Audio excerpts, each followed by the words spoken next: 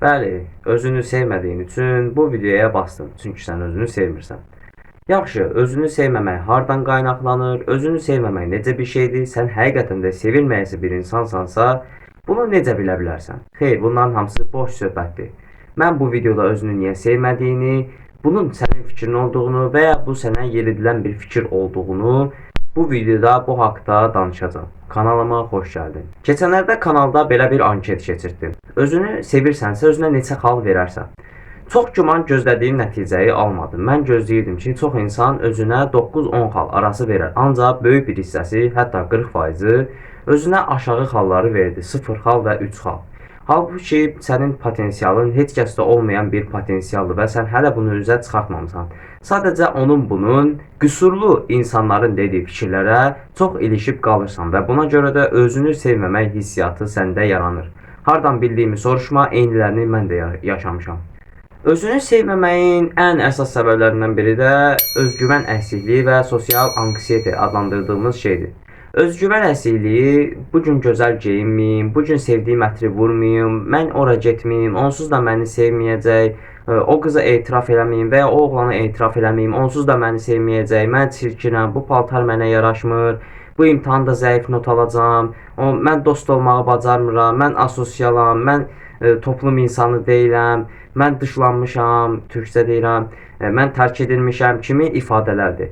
Bunlar da əlbəttə bir dönəm boyu öz-özümüzə dediyimiz ifadələrdir. Bəzilərimiz bunları hələ də özünə deyir və bəzilərimiz isə deyib bir müddətdən sonra keçid. Mən ikinci kateqoriyaya daxil oluram. Bu sözlərin nə qədər beynin anlasa da ki, mən deməli özgüvənsizəm, bunun üçün gedib nə isə etməliyəm. Xeyr, işlər belə də olmur. Sən beynin zəhərləndiyi üçün sən ona ağrı kəsici vermək yerinə zəhərin üstünə zəhər əlavə edirsən və bir müddətdən sonra danışdığın yalanlar sənin doğruna çevrilir. Necə ki, məsələn, bunu bir nümunə ilə başa salın. Bir gün bir alim olur və bu alim Axmaqlar Adası adlanan bir adaya gedir. Adaya getdikdə hamı alimin fikirlərinə deyir ki, sən axmaqsan, sən dəlisən, sən səfehsən, belə deyir. Alim özü bu hansı adaya getdiyini bilirdi və insanların fikirləri də ona maraqlı idi. Aradan bir müddət keçdi və alim həqiqətən də özünün axmaq olub olmamağı barəsində özünü sorğuladı.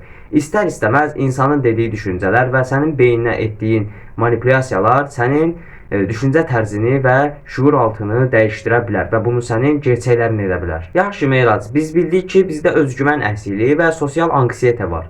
Bəs bunlarla necə mübarizə aparmaq olar? Bunun bir yolu varmı? Əlbəttə hər şeyə çarə olduğu kimi buna da çarə var. Gəl indi o maddələrə tək-tək baxaq.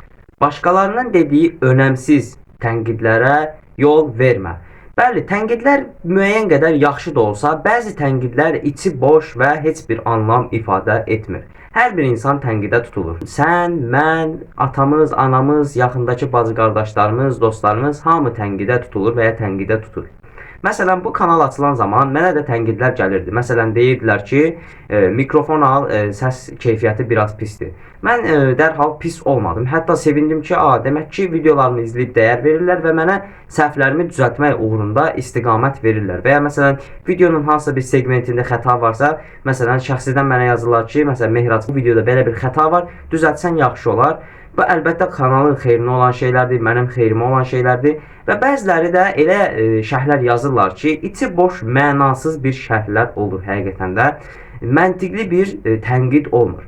Məsələn, bu gün saçın dağınıq məktəbə getmisən. Bir yoldaşın gəlir və sənin qulağına pıçıldayır ki, məsələn, adın olsun Əhməd və ya Leyla olsun. Leyla, bu gün saçın dağınıqdır və ya Əhməd, bu gün sənin saçın dağınıqdır, qulağına pıçıldayır. Sən əslində dostuna təşəkkür etməlisən. Əgər o deməsəydi, gün boyu saçın dağınıq gəzəcəkdin. Amma toplum içində sənə desə ki, sən çox çirkinsən, bu nə saçdır, bu nə sifətdir, desə artıq bu tənqidin mübahisəli olduğu özünü doğruldur. Ona görə önəmsiz tənqidlərə yol vermə. Necə desək, vecinə alma. Fiziki olaraq dik yeri, dik otur və danışanda da dik dur.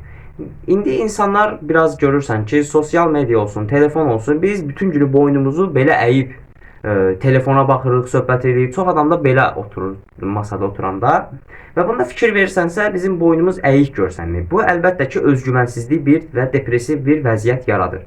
Əgər sən sinələrini biraz önə verib çiyini arxaya çəksən və bu istiqamətdə yerisən, Özgüvənsiz belə hiss etsən özgüvənin artacaq. İlk başda narahat hiss edəcəksən və deyəcəksən ki, görəsən insanlar mənə baxır, görəsən kimsə mənə fikir verir deyəcəksən. Amma bir müddət sonra bu normal olacaq. Çünki insanların nə düşündüyü sənin vecinə olmamalıdır. Çünki heç kəs qüsursuz deyil. Və bu sənə kömək eləyəcək. Az da olsa bir qədər özgüvənli görsənməyinə kömək edəcək. Bir kinoda görmüşdüm, çox gözəl bir söz idi. Özgüvənli deyilsənsə, özgüvənli kimi görünməyə çalış. Əminəm ki, günlük də tutursan. Tutmursansa, günlüklə əlaqəli kanalda 1-2 video var. Onları da izləyə bilərsən. Məsələn, gün boyu başına yaxşı şeylər gəldi, pis şeylər gəldi. Günlüyünə özün haqqında hər gün bir dənə yaxşı şeyi yaz. Məsələn, mən disiplinliyəm, çünki səhər saat 5-də dururam. Və ya mən fiziki cəhətdən güclüyəm, çünki hər gün idman edirəm. Və ya mən sevgi doluyam, ailəmi daim minnətdarlıq bildirirəm və onları sevirəm kimi ifadələri günlüyünə yaza bilərsən. Bu ifadələr mən dediyim olmaya da bilər, sənin şəxsi ifadələrin də ola bilər. Məsələn, deyə bilərsən ki, mən ədəbiyyatı çox sevirəm, ədəbiyyatı çox oxuyuram, mənim tarixi fənlərə marağım çoxdur, mən tarixlə çox məşğul olam və ya mən bitkilər aləminə maraq göstərirəm, ona görə botanika ilə məşğul olam kimi özün haqqında gündə bir yaxşı cümlə yazırsan. Biz dediyimiz kimi beynin zəhərlənib, biz ona ağrı kəsici verməliyik və beynini əvvəlki vəziyyətinə qaytarmalıyıq. Bəs yaxşı Meyraz, necə özgüvənli ola bilərsən? Gəlin o maddəyə də keçək. Bildiyin kimi videoların çəkilməsində, editlənməsində, qabaq şəklinin hazırlanmasında, skriptinin yazılmasına çox vaxt sərf edirəm. Paraleldə imtahana da hazırlaşıram və digər işlərim də olur. Əlbəttə bunları çatdırmaq çətindir, amma sizin üçün ən faydalı videoları hazırlamaq üçün əlimdən gəldiyi qədər çalışıram. Sən də bu yolda mənə dəstək olmaq üçün kanala abunə olub Elite Society topluluğumuza qatıla bilər, şərhlər qismində bizimlə fikirlərini bölüşə bilər və videoyu bəyənərək həm mənə, həm də algoritmaya dəstək olmuş olarsan. Təşəkkürlər. Özgüvənli olmağın yolları sənə nə qazandıracaq? Özgüvənli olmaq əvvəla sənin sosiallaşmanı çox rahatlaşdıracaq. Məsələn, yenicə universitetə gedəcəksən və ya universitetdə oxuyursan və ya daha 10-cu sinifin əvvəllərindəsən. Yeni dostluqlar qazanacaqsan, yeni insanlarla tanış olacaqsan və ya sevdiyin bir insan varsa, ona rahatca münasibətini bildirə biləcəksən. İstər qız, istər oğlan olsun, bu fərq etməz.